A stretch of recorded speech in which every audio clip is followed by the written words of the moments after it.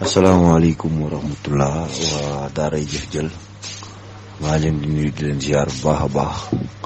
waaw mbokk taalibe bi am Moussa Fall na woon fa woon rek ci Allo 18. waaw maa dellu si waat encore tey samedi di leen indil benn numéro bu bees ci Allo 18 muy leçon bu am importance bi nga xamante ne daanaka mi ngi ci jamono lëmbee na jamono.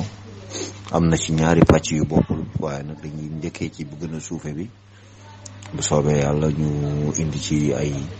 gindi ak ay tegtal yu leer te leen ñaan nag ngeen bàyyi xel te ànd ceeg teewlu yaa ngeen jëf.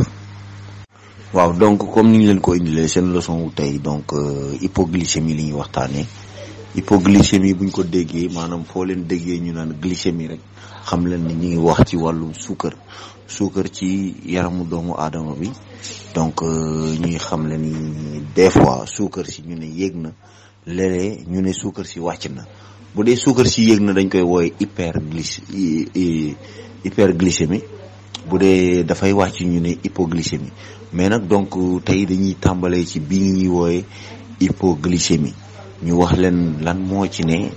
ak lan mooy hypoglycémie sax pour nit ñi gën koo mën a xam. waaw ñu indi leen ci ay tegtal yu leer. waaw comme niñ leen ko waxee sama gars yi sànq donc hypoglycémie bu ngeen ko déggee mooy baisse de dosage sucre bi nekk ci yaram nit bi. waaw baisse glucose bi nekk ci yaram nit ki. waaw léegi maanaam ci kàllaamay wolof muy suukar suy wàcc ngeen ñu naan sama suukar day wàcc. waaw ñooñu dañ leen di wooyee ni ñoom dañoo am hypoglycémie. donc hypoglycémie ñu lay xamal ne la comment traiter l'hypoglycémie maanaam nan lañ koy taxawoo muy ñu ne la traiter l'hypoglycémie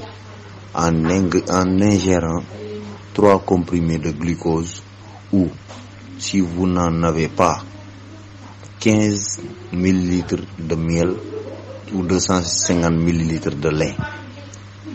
loolu dañ lay xamal ni tey jii maanaam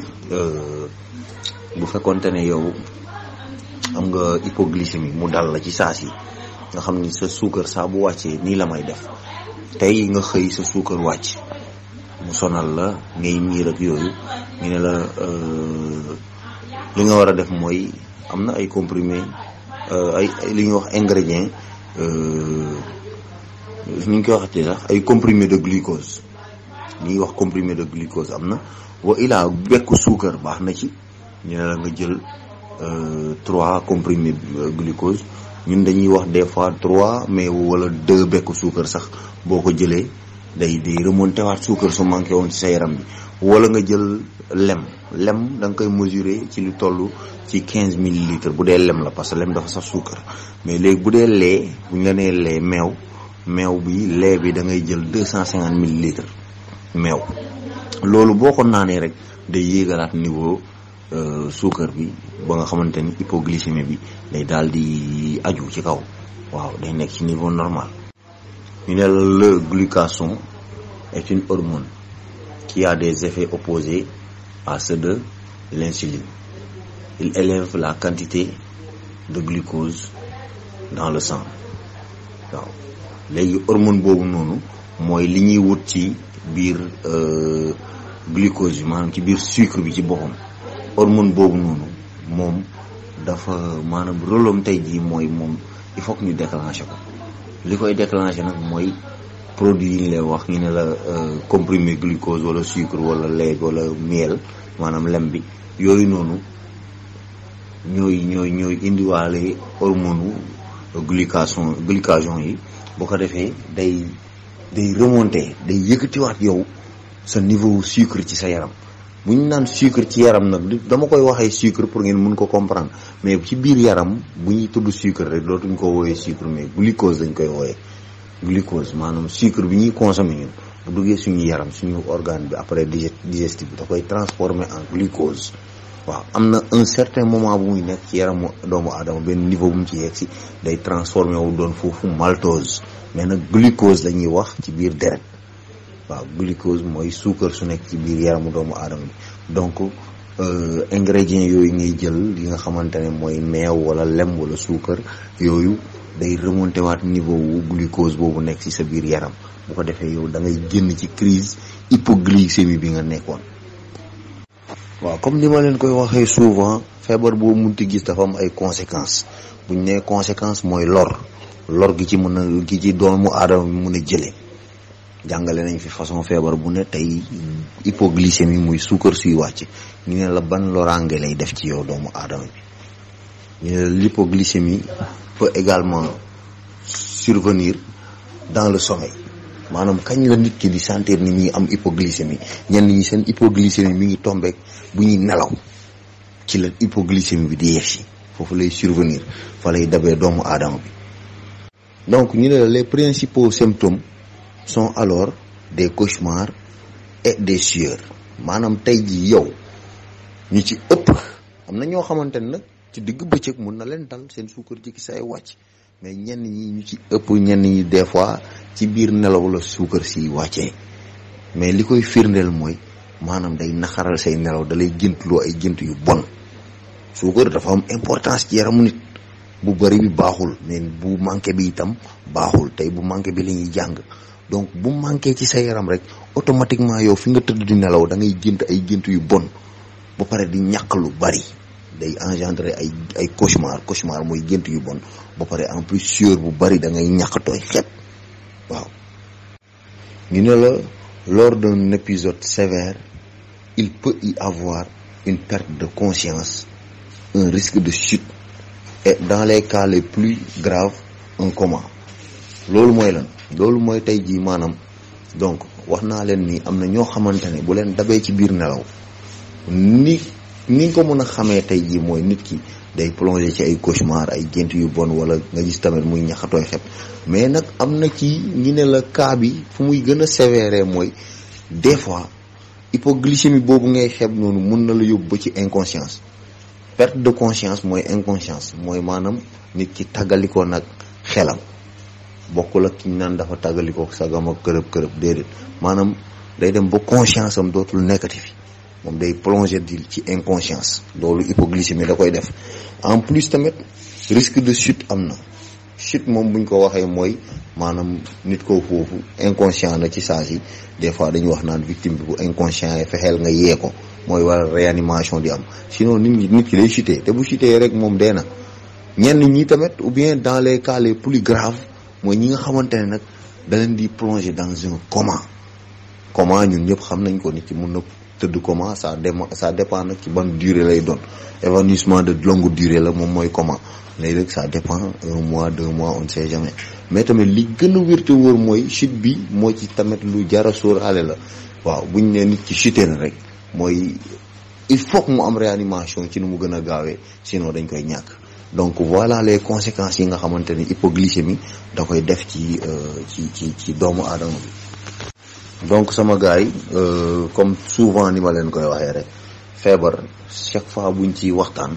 dañuy indi li muy def ci mag mais dañuy indi tamit li muy def ci xale parce que chaque jour dama leen koy wax xale yi lu jar a sóoraale la parce que li ñuy dooleel ñun mënu leen a dooleel li tax ñun ñu mun a maîtriser yenn feebar yi ñoom mënuñ koo maîtriser donc fii dañuy wax bu dee hypoglycémie bi dafa feeñ ci xale la sa doom la nga xam ni suukaram day wàcc ñu ne la comment traiter l'hypoglycémie chez l'enfant. ok donc fii chez l'enfant ñu ne la l'hypoglycémie une fois reconnue doit être traitée par la prise d'aliments sucrés tels que sucre en morceaux, bonbons, soda. loolu mooy lan ñu ne si toutefois que yow nga dem ba seetlu ni sa doom day amee hypoglycémie suukaru yaramam day wàcc ñu ne la xale bi chaque fois traitement am yow à la maison mooy nga koy alimenter par des aliments yu sucrés maanaam ñam yu am suukar comme ay yenn fruits yi wala ñu ne la sucre en morceau bekku suukar comme ni ma ko doon waxee sànq wala bonbon yi nii ay tàngal ak yooyu xam nga ñun bonbon la ñuy wax mais tubaab bonbon biscuit la koy wooye mais bu dee tàngal ñun li ñuy wooyee tàngal tubaab moom lay wooyee bonbon. donc sa doom bu dee suukaram day wàcc day ko jox ay tàngal day ko jox ay bonbon day ko jox tamit ay soda yooyu ay jus de sucre la xam nga yooyu dafa baax day élever suukaru xale bi. ñu ñëwaat encore ñu ne la l'enfant est mis au repos il faut attendre le retour d'une glycémie normale et stable avant de réinjecter une nouvelle dose d'insuline. comme naka la xale bi tey jii dafa amee hypoglycémie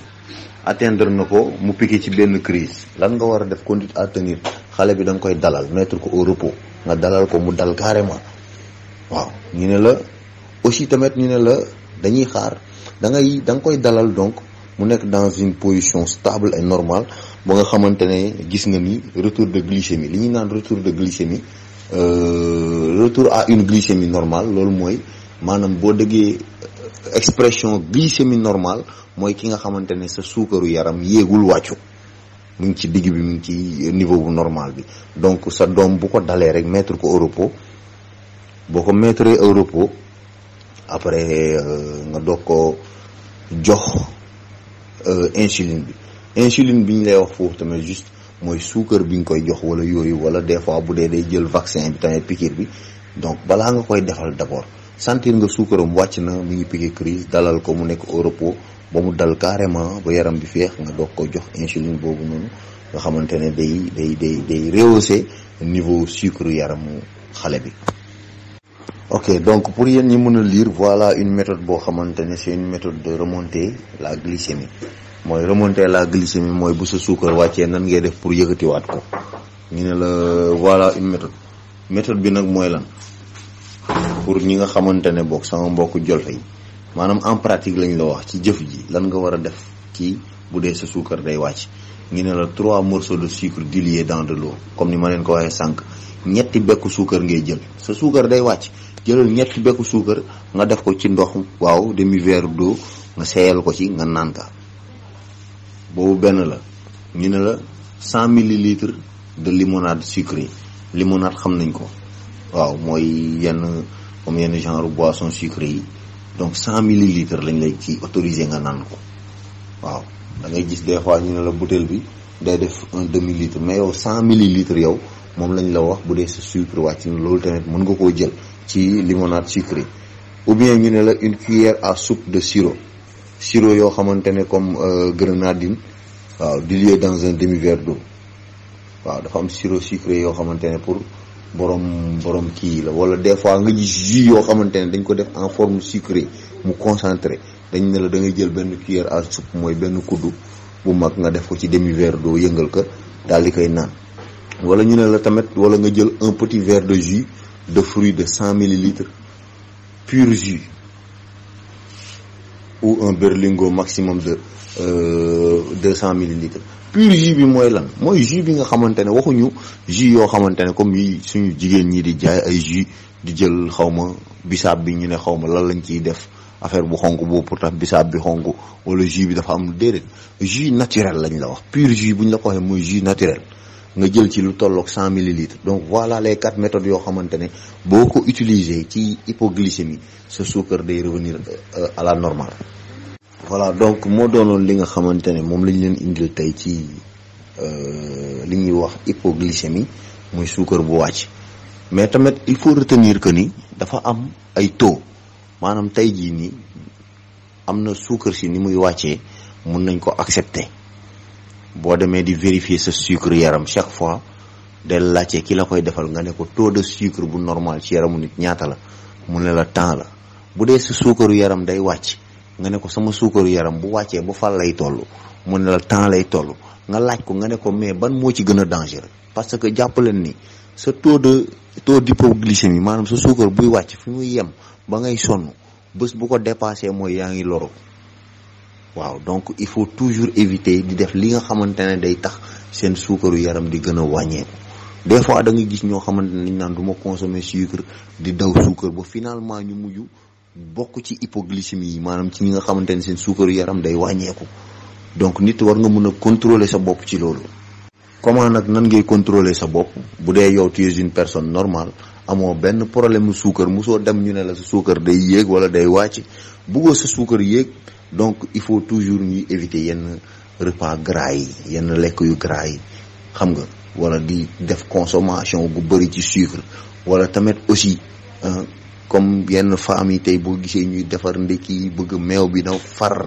non defaral loo xamante ne moom nga war a mën a naan mu normal parce que ñi lay wax naan la bu dee da ngay remonter sa sucre sax ñu ne la 250 millilitres de lait moom nga war a jël pour sa suukar yaram yéegaat ci position bu normal.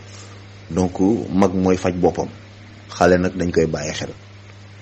Leçon bi loolu mooy njëriñam, mag day faj boppam, xale dañ koy bàyyi xel. ñu bàyyi xel xale yi ak aussi mag ñi, les personnes âgées bu ñu leen di fàtte, toujours dama koy wax fii, dañ leen di bàyyi xel di leen toppatoo. ñu xam ni donc ñun fu ñu toll suñu digg doole, li suñu yaram mën a résister xale mënu koo résister, waaye màgget bi tamit mënu koo résister. donc loolu moo nekkoon seen leçon wu tey ci Allo 18 bi, ngeen àndoon ceeg ndongo yi am di Moustapha Fall. di leen ñaanal jàmm ak tawféex, di ñaan yàlla nañu yàlla defal dégg ak topp. waaw ma leen di joxaat encore rendez-vous incha allah dans 15 jours. waaw ci beneen leçon bu bees ci seen émission Allo 18. jàmm ak tawféex ci ñëpp, ñu fanaan ak jàmm.